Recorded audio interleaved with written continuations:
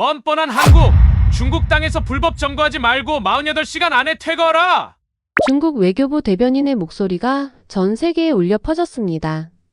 그리고 중국 기자는 멸시 어린 얼굴로 조롱했습니다.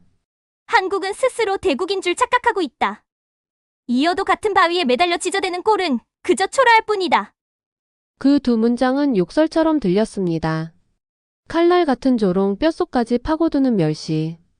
한국을 향한 증오와 비웃음이 순식간에 퍼져나갔습니다. 그러나 뉴스 화면에 비친 현실은 전혀 달랐습니다. 거대한 회색 함선 5척이 파도를 갈라 몰려오고 있었습니다. 그리고 그 앞에 서 있던 한국 해경의 배들은 크기도 작고 수적으로도 불리했지만 단 한 척도 물러서지 않았습니다. 바다 위에서 서로 마주선 채 철골 구조물 곁을 묵묵히 지켜내고 있었습니다. 그 구조물 바로 이어도였습니다.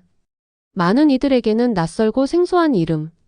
그러나 대한민국에게는 생명과 직결된 곳, 그리고 세계가 반드시 주목해야 할 우리의 땅, 우리의 바다였습니다. 이어도는 단순한 암초가 아니었습니다. 태풍의 길목, 폭풍의 관문.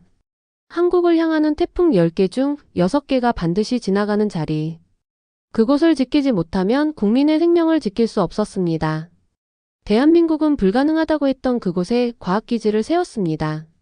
거대한 철탑을 바다 한가운데 세우고 거센 파도와 태풍을 뚫고 20년 넘게 그 자리를 지켜왔습니다. 누구도 시도하지 않았던 도전, 세계가 비웃던 계획이었지만 결국 한국은 현실로 만들어냈습니다. 중국은 고함을 쳤습니다. 이곳은 중국의 바다다. 그러나 한국의 목소리는 단호했습니다. 여기는 대한민국의 배타적 경제 수역이다. 우리의 이어도다. 그 목소리는 크지 않았지만 세상을 울릴 만큼 무거웠습니다. 거대한 함선의 확성기보다 더 깊게 파고드는 한 문장. 법과 원칙으로 무장한 목소리였습니다. 국제 언론은 앞다투어 보도했습니다. 동아시아의 새로운 갈등 이어도. 한국, 중국의 위협 앞에서 물러서지 않았다. 세계는 긴장했고 동시에 놀라워했습니다. 억지와 원칙이 부딪히는 바다. 힘의 논리와 정의의 목소리가 맞서는 순간. 이어도는 단순한 바위가 아니라 대한민국이 지켜낸 희망의 등불이자 국가의 자존심이 되었습니다. 중국의 위협은 계속되었지만 한국은 언제나 차분했습니다. 무력 대신 법과 원칙. 위협 대신 증거와 진실. 숨김없는 투명함으로 세계를 설득했습니다. 그리고 세계는 알게 되었습니다. 이어도는 결코 흔들리지 않는 진실이라는 것을. 대한민국의 의지와 과학 그리고 책임감이 만들어낸 기적이라는 것을. 한국 사람들조차 잘 알지 못하는, 그러나 반드시 기억해야 할 우리의 소중한 영토. 바다 끝에서 대한민국을 지켜내는 최전방 이어도. 우리의 땅, 우리의 바다. 지금부터 그 숨겨진 이야기를 시작하겠습니다. 제 이름은 에드워드 하트예요. 저는 영국에서 바다법을 연구하는 사람이었어요. 제 일상은 아주 조용했었죠. 사무실에서 차를 마시면서 바다에 관한 책을 읽고 있었어요. 저는 바다에 대해 중요한 건 이미 다 알고 있다고 생각했었어요. 그리고 한국 같은 작은 나라는 세계 해양법에서 별 의미가 없다고 생각했었습니다. 하지만 제가 틀렸었어요. 그 금요일 오후는 평소처럼 시작되었어요. 회색 하늘이 무겁게 내려앉은 런던에서 저는 창가에 앉아 차잔을 들고 두꺼운 해양경계 책을 읽고 있었어요. 제 동료 리처드 콜린스와 사라 윌리엄스도 옆에서 각자 일하고 있었죠. 사무실 안에는 오래된 커피와 종이 냄새가 가득하고 늘 그렇듯 특별한 일은 없었어요. 그런데 갑자기 리처드가 크게 소리쳤어요. 그 목소리가 천둥처럼 정적을 깨고 울려 퍼졌었죠. 에드워드, 빨리 TV 좀 봐. 아시아에서 큰일이 벌어지고 있어. 저는 고개를 돌렸어요. 구석에 있던 작은 텔레비전 화면에 CNN 긴급 자막이 빨갛게 번쩍이고 있었어요. 뉴스 앵커의 목소리는 빠르고 날카로웠습니다. 제주도 남쪽에서 한국과 중국 해경이 맞서고 있습니다. 저는 인상을 찌푸렸어요. 제주도? 거기가 어디였지? 하고 중얼거렸습니다. 어렴풋이 기억이 났었어요. 한국의 섬으로 해변가 귤이 유명하다는 곳이었죠. 그런데 왜 CNN에서 저렇게 극적인 음악까지 깔면서 보여주고 있었을까요? 저는 자리에서 일어나 화면 쪽으로 다가갔습니다. 화면에는 거대한 중국 함선 5척이 회색 괴물처럼 물살을 가르며 지나가고 있었어요. 그 앞에는 한국배 세척이 방패처럼 막아서 있었죠. 파도는 하얗게 부서지며 요동치고 있었고 긴장된 공기가 화면 너머로도 전해지고 있었어요. 저 바다 한가운데 철 구조물은 뭐예요? 사라가 손가락으로 가리키며 물었어요. 바다 위로 어두운 강철 뼈대 같은 탑이 솟아 있었어요. 앵커가 설명했죠. 그것은 이어도라고 불린다고 했습니다. 이어도? 저는 그런 이름을 들어본 적이 없었어요. 뭔가 신비롭고 전설 같은 느낌이 들었죠. 리처드가 크게 웃으면서 말했어요. 그냥 바다 한가운데 바위 덩어리잖아. 한국이 저거 가지고 호들갑 떠는 거 봐라. 저도 대수롭지 않게 고개를 끄덕였어요. 제 눈에도 그냥 아무 의미 없는 돌덩이처럼 보였으니까요. 그깟 바위 하나 때문에 싸운다고? 그깟 바위 하나 때문에 목숨을 걸 필요가 있을까 싶었어요. 하지만 사라는 화면에서 눈을 떼지 못하고 고개를 갸웃거렸습니다. 근데 정말 그냥 바위라면 왜 저렇게 배까지 보낸 걸까요? 왜 중국이 저렇게 화를 내는 걸까요? 앵커의 목소리가 더 높아졌어요. 한국과 중국이 동시에 그 지역을 자기 땅이라고 주장하고 있다고 설명했죠. 두 나라 해경이 확성기로 서로에게 경고를 외치고 있었어요. 화면 속에서 그 목소리들이 들려왔습니다. 굵은 중국어 목소리가 울렸어요. 여기는 중국 바다다. 한국은 즉시 떠나라. 곧이어 차분한 한국인의 목소리가 들려왔습니다. 여기는 대한민국의 배타적 경제 수역이다. 불법 침입을 중단하라. 그 대조적인 모습이 저에게는 인상적으로 다가왔습니다. 한쪽은 고함을 치고 있었고 다른 한쪽은 단호하지만 차분하게 말하고 있었죠. 그러나 상황은 매우 위험해 보였어요. 바다는 거칠었고 작은 실수라도 부딪힘으로 이어질 수 있었어요. 저는 팔짱을 끼고 고개를 저었어요. 바위 하나 때문에 이 난리라니 저는 확신했었어요. 그냥 쓸데없는 다툼이라고요. 리처드도 크게 웃으며 제 말에 동의했죠. 저희 둘 다 한국이 시간 낭비를 하고 있다고 생각했었습니다. 하지만 사라는 웃지 않았어요. 그녀의 눈은 여전히 바다 위 철탑에 고정되어 있었죠. 왠지 뭔가 더 있는 것 같아요. 그녀가 조용히 속삭였어요. 저는 대수롭지 않게 넘겼습니다. 제 머릿속에서 한국은 너무 작고 너무 약하고 별 의미 없는 나라였으니까요. 저는 미국, 중국, 영국, 러시아 같은 강대국만 연구했었어요. 그 나라들이 바다법을 결정한다고 생각했었습니다. 한국은요? 그저 목소리조차 없는 작은 나라였죠. 저는 다시 책상으로 돌아갔지만 책에 집중할 수가 없었어요. 머릿속에서 아까 본 화면이 자꾸 떠올랐습니다.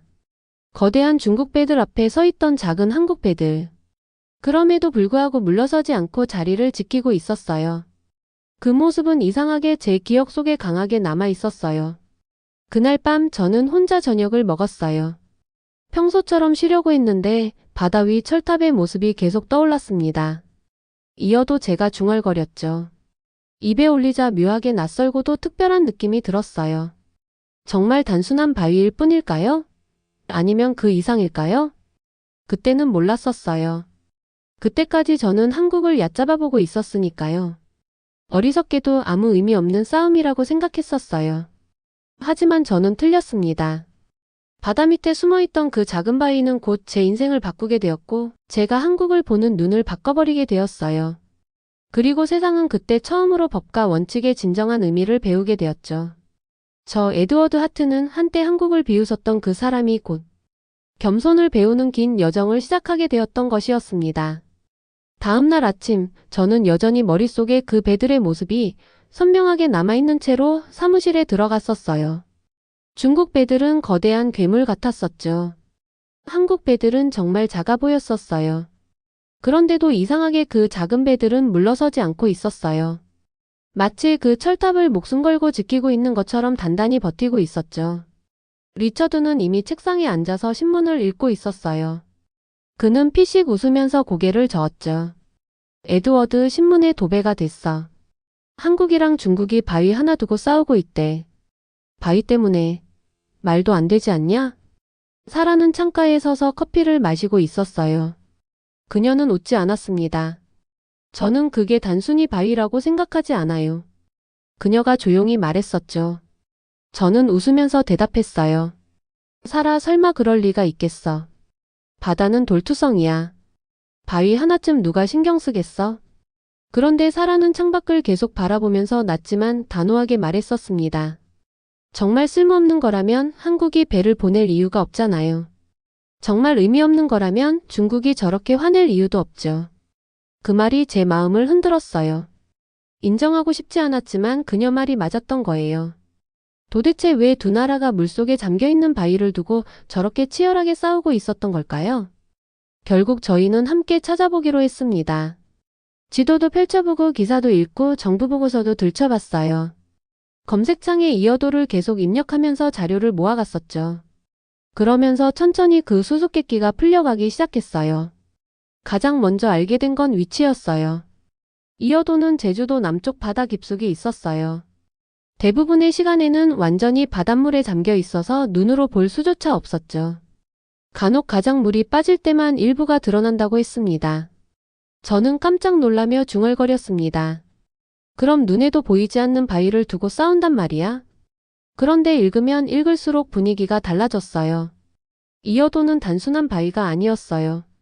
한국에 닥치는 태풍 10개 중 6개가 반드시 지나가는 길목이 바로 그곳이었죠.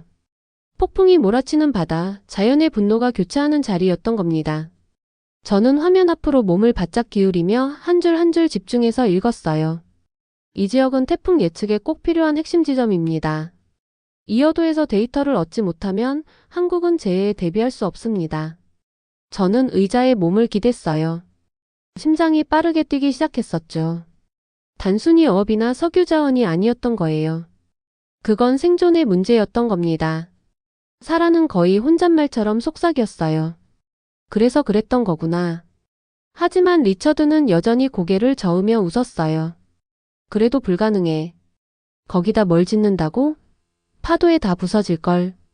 솔직히 처음에는 저도 동의했었어요. 저는 수년 동안 바다법을 공부했었죠. 암초, 섬, 바위 지형을 수도 없이 봤었어요. 대부분 위험하고 사람이 살 수 없고 쓸모없었죠. 태풍이 몰아치는 한가운데 기지를 세운다. 말도 안 되는 소리 같았어요. 리처드는 계속 비웃듯이 말했죠. 한국은 작잖아. 힘도 없고 국력도 부족하지. 그런 곳을 어떻게 지켜낸다는 거야? 저도 고개를 끄덕였어요.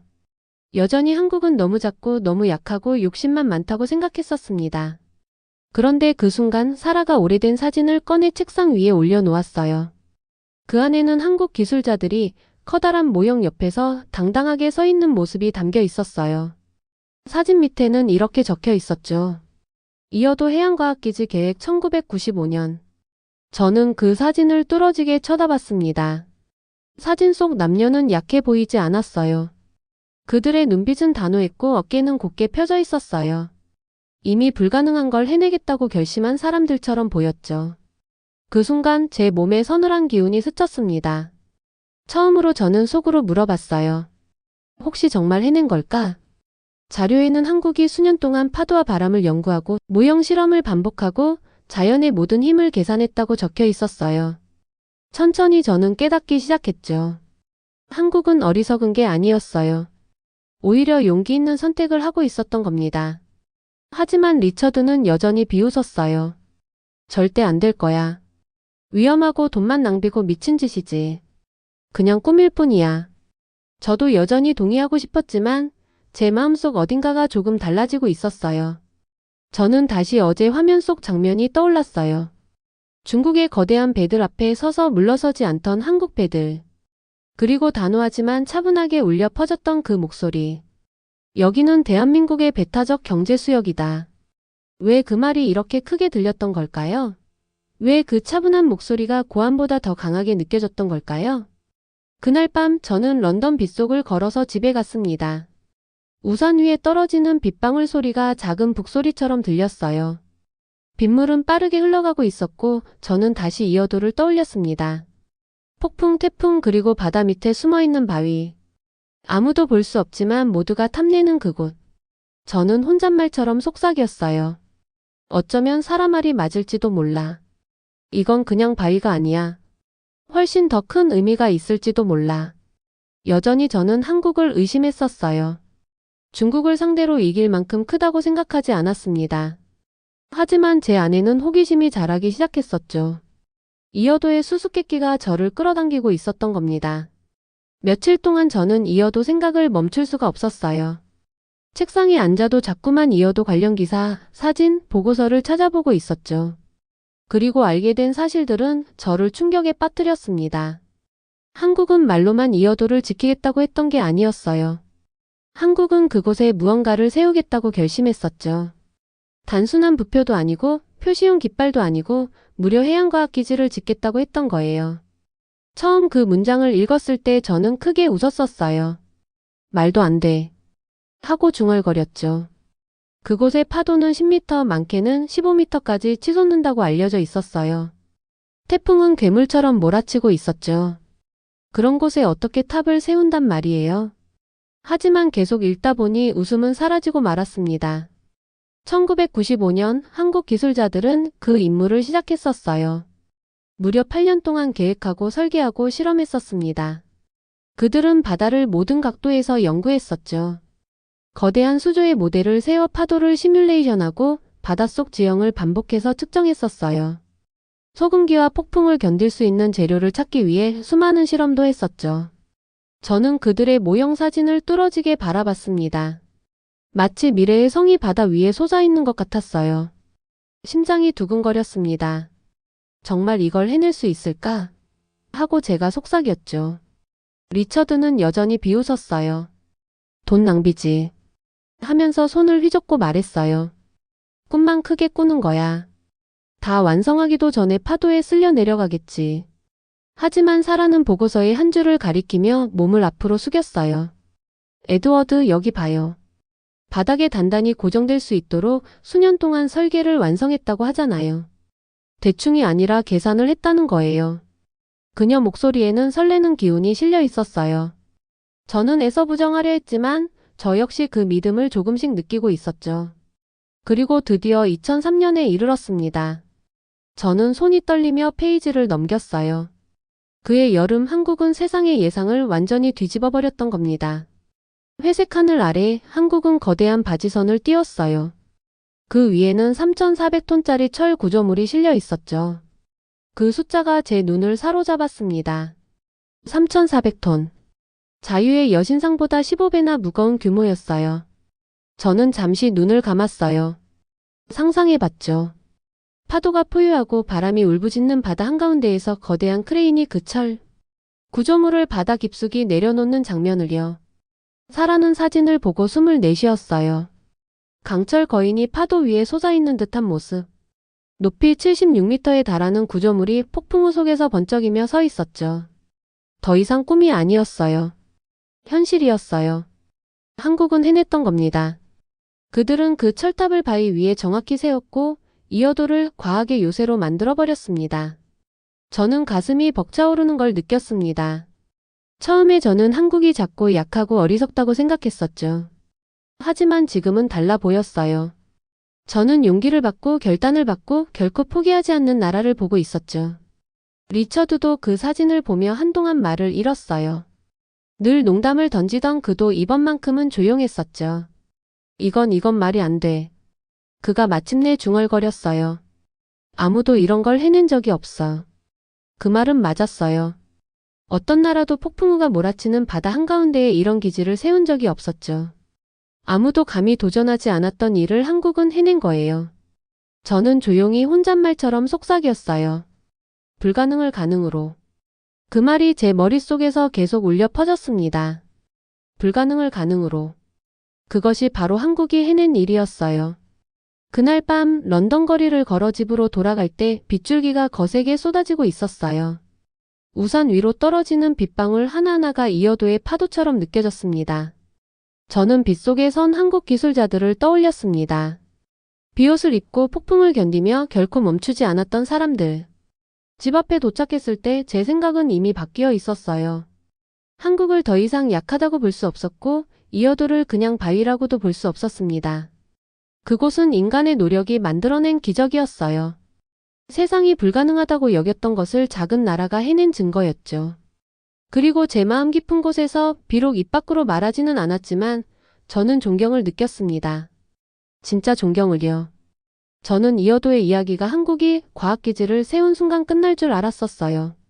하지만 제가 틀렸던 거예요. 그것은 시작에 불과했었습니다. 제가 더 공부할수록 알게 된 건 진짜 싸움은 폭풍이나 파도와의 싸움이 아니었어요. 진짜 싸움은 중국의 분노였던 겁니다. 기지가 바다 위에 세워진 첫날부터 중국은 받아들이지 않았었어요. 이어도는 중국 땅이다. 한국에는 권리가 없다. 중국은 회의 자리에서도 기자회견에서도 심지어 유엔에서도 그렇게 되풀이했었죠. 때때로 중국은 거대한 회색 배들을 이어도 가까이까지 보냈었어요. 단순한 배가 아니라 무장 경비원이 있는 군함 같은 배였어요. 그 배들은 한국 기지를 빙빙 돌며 위협을 하고 고함을 치고 경고를 퍼부었죠. 제가 읽은 한 보고서에는 중국 경비원들이 한국 연구선에 올라 장비를 빼앗으려 했었다는 내용까지 있었어요. 저는 그 문장을 읽으며 주먹이 꽉 쥐어졌습니다. 사라는 고개를 저으며 말했어요. 이건 단순한 위협이 아니에요. 해적질이에요. 리처드도 얼굴을 찌푸렸습니다. 예전에는 한국을 비웃던 그였는데 이번에는 불안한 기색을 감추지 못했었어요. 중국이 너무 선을 넘고 있네. 그가 인정했죠. 하지만 저를 가장 놀라게 했던 건 한국의 대응이었어요. 한국은 분노에 분노로 맞서지 않았습니다. 총이나 미사일을 보내지도 않았죠. 대신 한국은 법과 원칙으로 대응했었어요. 그들은 모든 사건을 꼼꼼하게 기록했어요. 보고서를 쓰고 사진을 찍고 증거를 모았죠. 위성 자료를 이용해 이어도가 한국 쪽에 더 가깝다는 사실을 증명했었어요. 또 국제기자들을 초청해 직접 보여주기도 했습니다. 게다가 폭풍 데이터를 다른 나라 과학자들과 공개적으로 나누었었죠. 마치 한국이 세계를 향해 이렇게 말하고 있는 것 같았어요. 우리는 숨길 게 없습니다. 우리는 무기로 이기는 게 아니라 진실로 이깁니다. 읽을수록 저는 놀라움을 느꼈습니다. 예전에 저는 미국이나 영국 같은 강대국만이 세계 여론을 움직일 수 있다고 생각했었어요. 하지만 지금은 작은 나라 한국이 거대한 중국을 상대로 무력이 아닌 공정함으로 서 있는 모습을 보고 있었던 거예요. 그리고 천천히 세계가 반응하기 시작했어요. 미국은 이어도가 분명히 한국의 해역 안에 있다고 선언했었어요. 유럽연합도 한국의 권리를 지지한다고 밝혔습니다. 멀리 떨어진 인도, 호주, 브라질까지 목소리를 내며 한국이 옳다고 했었죠. 중국 편에 서는 나라는 거의 없었습니다. 그날 저는 사무실에서 뉴스를 스크롤하며 심장이 뛰는 걸 느꼈어요. 소셜미디어에는 해시태그가 퍼지고 있었죠. 해시태그 작은 나라 큰 승리. 해시태그 한국 이보여주님. 세계 곳곳의 젊은이들이 이어도를 그림으로 그려 올리고 응원의 메시지를 남기고 한국의 용기를 칭찬하는 밈을 퍼뜨리고 있었어요. 사라는 화면을 보며 미소 지었죠. 에드워드 봐요. 전 세계가 한국을 응원하고 있어요. 저는 천천히 고개를 끄덕였어요. 제 입에서는 믿기 힘든 말이 흘러나왔습니다. 이건 정말 놀라운 일이에요. 전 세계가 한국 편에 서다니. 저는 의자에 몸을 기대고 모든 걸 곱씹어 봤어요. 몇 주 전만 해도 저는 이어도를 비웃었었죠. 한국이 어리석다고 생각했었어요. 그런데 지금은 완전히 달라져 있었어요. 저는 당당하게 손작은 나라를 봤습니다. 거짓이 아닌 진실이 이기는 걸 봤어요. 위협이 아닌 법과 원칙이 승리하는 걸 봤던 거예요. 리처드가 침묵을 깨고 말했어요. 에드워드 믿어져? 한국이 중국을 물러서게 만들고 있어. 저는 희미하게 웃으며 대답했죠. 불가능이 또다시 가능으로 바뀐 것 같네. 그날 밤 저는 조용한 런던 거리를 걸으며 집으로 갔습니다. 흐린 하늘을 올려다보며 생각했어요. 중국의 거대한 배들 앞에서 굳건히 서 있던 한국 배들을, 두려움 없이 단호하고 차분하게 말하던 한국 장교들을, 폭풍 속에서도 수치를 기록하며 사람들의 생명을 지키려 애쓰던 과학자들을 떠올렸죠. 그리고 저는 중요한 걸 깨달았습니다. 힘은 단순히 크기에서 나오는 게 아니에요. 힘은 용기에서 나오고 힘은 작아도 원칙을 지켜낼 때 생기는 거예요. 한국은 작은 나라가 큰 승리를 이룰 수 있다는 걸 전 세계에 보여줬습니다. 저는 처음으로 혼잣말처럼 속삭였어요. 한국은 강하다. 그리고 저는 그 말을 진심으로 믿고 있었어요. 스럽게 활용했습니다. 그동안 저는 폭풍과 배, 그리고 국제적인 갈등에 대해서 읽어왔었어요. 하지만 공부를 계속할수록 이어도의 진짜 이야기는 정치나 법이 아니라는 걸 깨닫게 되었죠. 진짜 이야기는 바로 사람들에 관한 것이었어요. 정치인도 아니고 군인도 아니었어요. 바로 과학자들이었어요. 평범한 과학자들이 영웅이 되었던 거예요.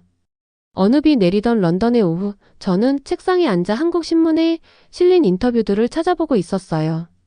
차는 식어버렸지만 저는 그들의 말을 계속 읽고 있었죠. 첫 번째 이야기는 김 박사라는 해양공학자에 관한 것이었어요. 그는 15년 넘게 헬기를 타고 이어도를 오가고 있었죠. 그 비행 자체가 위험했었어요. 강한 바람이 헬기를 장난감처럼 흔들 때도 있었고 조종사가 도중에 돌아가야 할 때도 있었죠. 하지만 김 박사는 언제나 다시 시도했었어요. 이곳은 이제 제 두 번째 집 같아요. 인터뷰에서 그가 말했었어요. 착륙할 때마다 기계를 점검하고 고장난 걸 고치죠. 이 기계들이 얼마나 많은 생명을 살릴 수 있는지 늘 생각합니다. 저는 그의 모습을 상상했었어요. 이어도 기지의 철 구조물 위에 서서 사방에서 파도가 터지고 소금기가 안경에 흩날리는 장면이요. 그런데도 그는 불평하지 않고 묵묵히 일만 하고 있었죠. 두 번째 이야기는 이 박사라는 해양생물학자에 관한 것이었어요. 그녀는 20년 동안 이어도 근처의 바다 생물을 연구했었죠. 몇 주씩 기지에 머물면서 데이터를 기록하고 폭풍 우 속에서 바다 생물이 어떻게 살아남는지 관찰했었습니다. 이어도는 생명의 보물이에요. 그녀가 설명했어요. 이곳의 작은 물고기 하나하나가 우리에게 가르침을 줍니다. 배우면 배울수록 바다를 더 잘 지킬 수 있죠. 그녀의 말은 제 마음을 깊이 울렸어요. 저는 이어도를 그저 정치적 경계로만 생각했었는데 그녀는 이어도를 생명이 가득한 세계로 보고 있었던 거예요. 그리고 저는 최 연구원의 이야기를 읽었어요. 젊은 과학자인 그는 한 인터뷰에서 폭풍우가 몰아치는 날에도 이어도에 남아 있었다고 했어요. 바람은 괴물처럼 울부짖고 파도는 기지를 마구 때리고 있었죠. 모두가 대피했지만 그는 기계를 지키기 위해 끝까지 남아 있었던 겁니다. 정말 무서웠습니다. 그가 고백했어요. 하지만 데이터를 잃으면 다음 폭풍에서 사람들이 죽을 수도 있어요. 이 숫자들이 수백만 명의 생명을 구할 수 있습니다. 그 생각이 저를 붙잡고 있었죠. 저는 목이 메어왔어요. 그는 무기를 든 군인도 아니었고 유명한 지도자도 아니었어요. 단지 연구원이었지만 수많은 군대보다 더 큰 용기를 보여주고 있었던 거예요. 계속 읽다 보니 더 큰 깨달음이 찾아왔습니다. 이 과학자들의 일은 단지 한국만 지키는 게 아니었어요. 그들의 연구는 모두를 지키고 있었던 겁니다. 2019년에 이어도의 데이터 덕분에 강력한 태풍의 경로가 이전보다 무려 48시간이나 빠르게 예측되었어요. 덕분에 수십만 명이 미리 대피할 수 있었고 집들이 지켜졌고 가족들이 살 수 있었죠. 그리고 가장 놀라운 사실은 그 정보 덕분에 중국 사람들까지도 구해졌다는 거였어요. 저는 의자에 앉아 한동안 멍해졌습니다. 한국을 위협하던 그 중국의 시민들조차 한국의 과학으로 생명을 지키고 있었던 거예요. 맞은편에서 메모를 정리하던 사라가 고개를 들며 말했어요. 그럼 중국 사람들도 이어도 덕분에 사는 거예요? 저는 조용히 속삭였어요. 맞아. 중국도요. 잠시 사무실은 고요해졌습니다. 빗방울이 창문을 두드리고 있었죠. 제 가슴 속에는 묘한 따뜻함이 번져왔습니다. 이 과학자들은 명예를 위해 싸운 게 아니었어요. 힘을 과시하려 한 것도 아니었어요. 그들은 더 큰 것을 위해 일하고 있었던 겁니다. 바로 인류를 위해서요.